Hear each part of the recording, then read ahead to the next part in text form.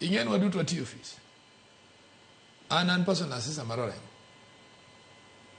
I remember nigi moka ne dwatem to kalo kuo mata the consultant. That will go painter at your direction. What discuss with him. Did Oduol do that? Did he set a system? Any deputy governor?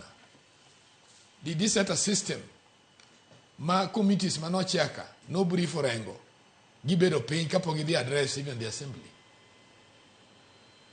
So Joginyalo will you work out of their own excesses. Katan mina na neck what one to do be impeached. I was against that thing. Nike nafe nigi the yellow do gima kumra yama kubena. But in the manner magik moko de Oduol bedaraj. Obe koranya ko dog pain. Mondo gidi man winjiro kamagi beti. Kota mo gidonge senator nti. Senator maro ngamaduo. By age. Mok nyalo dok no Orengo knya dok no Oduol. You will stand at the middle. Kama mo kodwa exhaust neno do gabiri Senate. Let him continue coming to Senate. Kejobe koro chopo kama koro kujoko be konye. Governors mamoko kine magdo na mondo michiko law si mondo miomi Jalup. There is no law okwanya keto law in everything in this country. Bwana. Mano wadwa bedo kuchike marom nade. Moko nitie manyaka ket mana yie. Understanding. If you are elected a leader and you kinyal welcome conditions moko, then you are no leader. Seche moko be life must frustrate you. That is normal in life. Tira ango mana kama mistake obeti. Teloso. Kada kanti donge jotongo ni gwenge kama joai. To kidhi kiburi to ngacha bi wiye tek okubiromo. Iwinja. Gima ng'eny ketho leadership marwa e Kenya kai clear first. En asoya mimi yojini. Keja asoya no koso mi you have no purpose o kinyal reason. Kada gavana no kinya kwero ko ketho.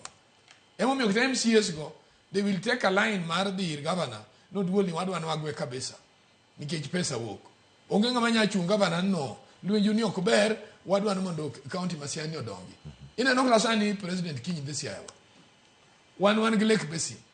Maduong gimanya loem campus everything.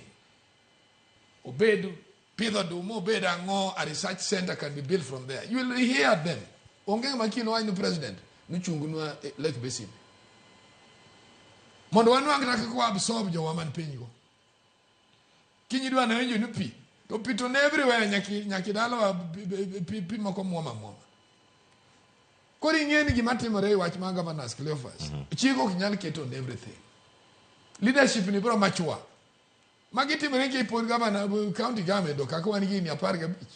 Era okora kwa di aparga beach. Mapotin, mapodi yomyom, gimadongo ni tigi issues. Omiyo kae chiko kinyal mi jogo ke gidwa ga chiko warango mondo gichak bed arrogant. Erokamano. Wachopo kamoda tieko chenro. Wach mari jatend piny Kenya geno ni odiochieng' makiny ka entiere county ma Siaya. Gik mage madongo kata ariyo kende mikona ka koro watieko kapo kaka leote moko kati ote thotha nya mantiere karka. Jatend piny Kenya obede chenro mane monego mi peka nya. Adwaro nia. Iwuoth ma jatend piny dhieni. Jowa gidu to today Mahoma be kora kia to ne obengi agi so mondo i jakom bondo. Bugi briefe bu jakomo sensa. Gik magide wacho. Adwa na wacho ni jakom ni Kisumo go Siaya. Problem na en wan gi kambe wa manindo. Inoge gipinyalo wacho midwaro ni kaka to Nduku kata kare Odinga okogolo. Wan ing'eyo sama wendo biro jikawano kwa momre. Ini jadak ma Siaya. Agro wuoyo kata weekend ni Siaya. Gimane maduong' ahinya.